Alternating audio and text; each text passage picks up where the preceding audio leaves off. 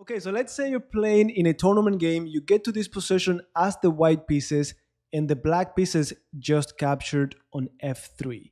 How would you continue? Now, I know that a lot of you, now that I asked, you're going to look deeper, you're going to look at your options, but I'm pretty sure that a lot of you are going to automatically, if you realize that the knight could capture backwards, you're going to go ahead and capture with the knight, keep your pawn structure healthy, your king safe, and now you could even get ready for a discovered attack on the queen. However, this lesson is very simple. I'm going to show you two games where we officially go over this kind of attack. We attack the king when we're castled on the same side. And I know a lot of you are familiar with this and you're like, oh, I don't need this. But we're going to go over the guidelines, the things that we should follow to do this successfully. And particularly, we're going to study what Lasker used to say about these kind of attacks. And ironically, in the second game, you're going to see Lasker getting destroyed by an attack like this one. Now, you should know I already posted this position on Twitter, and some of you actually left a comment, you analyzed it, so you have seen this before, right? So anyways, in this game, after g takes f3, what we should know is that for the most part, when we attack the king on the same side, we gotta pay attention to the center. Whatever attack on the flanks, it depends on how much control we have over the center. When the center is locked, we play the King's Indian defense, the piers. We have studied that so many times.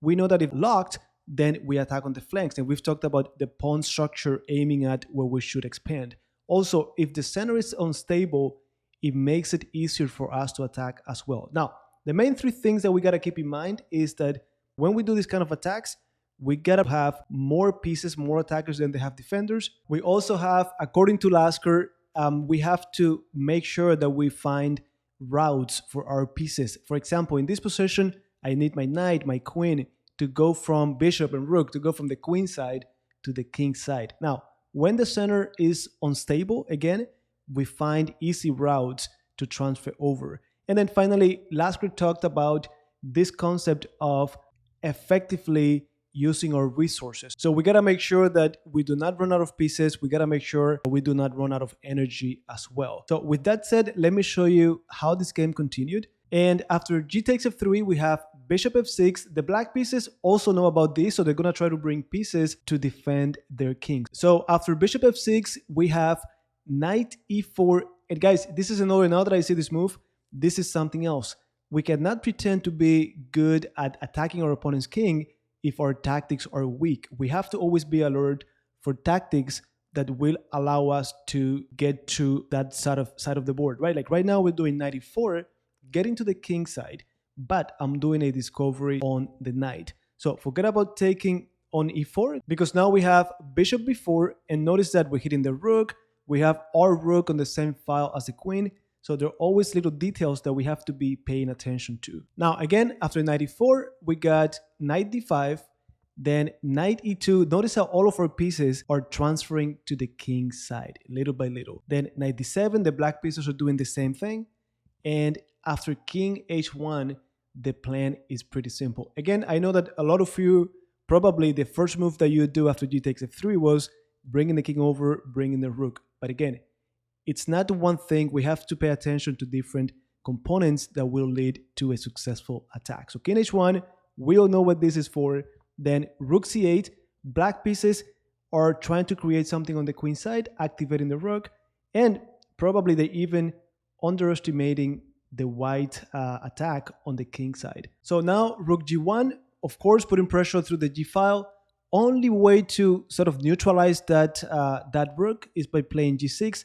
And now, guys, I know that this next move might be a little bit difficult for some of you, but even though we are trading one of our attackers, notice how we are removing the most important defender of the dark squares on the king side. So knight f6 was the move, queen takes, and now forget about playing something like knight f6 because we have e4, and then again, we have all of these tactics in the air. So after queen f6, we got rook g3, and we're getting closer to that position I shared with you guys a few weeks ago. So rook g3, and at this point, the black pieces played queen e7, and now it is time to move forward with our plan. What do we want? Well, we need to incorporate these pieces into the game. The bishop, we clearly want it on this powerful diagonal, but the knight is not letting us. So very simple. We kick them out. And guys, pay attention to something that we have been talking about. There's been over 100 lessons talking about this pattern. Bishop is 2 squares away from the knight. That means we are controlling it. So when we play e4, that knight has to retreat, okay? So knight goes to f6, and then we get on that diagonal. So bishop c3, then pawn to e5, and now our queen that has been completely out of the action, we are bringing it through another dark diagonal. And again, pay attention to how important the dark square bishop is for the black pieces. I know we play the king's Indian defense, we play the Pierce defense, we know about this Fianchetto bishop, but here you're going to see it one more time. You're going to see the benefits of the knight f6 move we did, removing the dark square bishop for the black pieces. So after queen c1, we got knight h5, rook h3, and then after queen e6, I asked you in that tweet, does rook h5 work? And some of you calculated, you said yes, some of you said not really. Well, the truth is that rook h5 is the move, guys. Now, of course, if you really want to get the best out of this lesson, out of this exercise, try to do it in your head, visualize. If you're playing this in a tournament game and you look at rook h5 as a candidate move, I know that you wouldn't do it unless you see something concrete. So what could that be? What we need to calculate here is the following. Rook h5, pawn takes, then we got rook d7, so we have to eliminate the other knight. And if they don't take us, well, we're okay with this. We got 2 minor pieces, 2 knights for the price of a rook. If they do take us, then queen g5, king h8, queen f6, king g8, and then bishop e5, and we are checkmating that king. Guys, very important. If you cannot visualize this, still try, because that's how you get better at it. But also, notice how if we do queen g5, king h8, and bishop e5, there's always f6 and things like that. So we have to consider everything. So in the game, we got rook takes, pawn takes, rook d7. Again, if they had taken like this, check, check, and end of the story. In the real game, instead of queen d7, we have rook c3 first, eliminating that bishop. So this is something we need to consider. And we're having our tactics training every week live on Tuesdays, and we always talk about this, considering your opponent's replies. We don't want any surprises.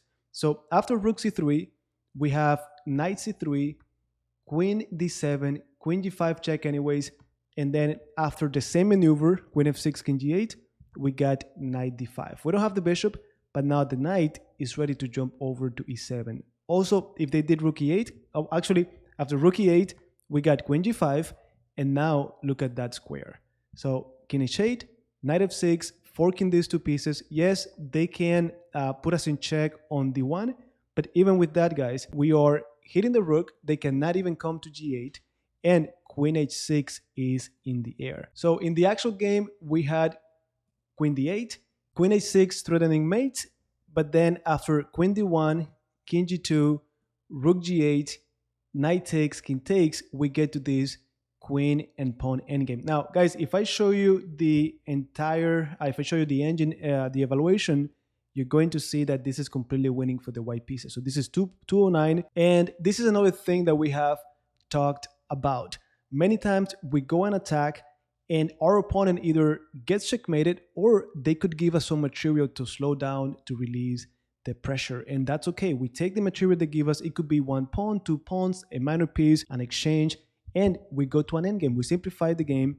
We go to an endgame where we know how to convert. Now, I'm not going to show you the remaining of the game, but know that the white pieces moved on to convert. We've had so many lessons on converting your advantage, so you should be an expert by now. But the most important thing, guys, is that you understand how after g takes f3, again, if I go back here, we could have easily taken with the knight. We continue with a very nice game. Look, it's roughly equal, but after g takes f3, look, even though it is slightly better for black, we have a clear path to our attack. We know what to do, and you could see how the white pieces complicated the game. Now, for the second game, the one that I told you Lasker got destroyed, I'm going to leave it to you as homework. So you have it in front of you. Lasker is playing as the white pieces, but he actually got destroyed. And it happens to anyone. Look at the black pieces, how they have the bishop on the king side, battery aiming at the king side, rooks doubled on the open file. And we've said it many times, when our pieces are active, tactics are in the air. So your job here is finding the right continuation for the black pieces to win the game. It could be checkmate, it could be winning significant material, but it's black to move. Let me know in the comments where you would play, and of course I'm leaving the answer in the description. So with that said, I will see you in our next lesson. Good.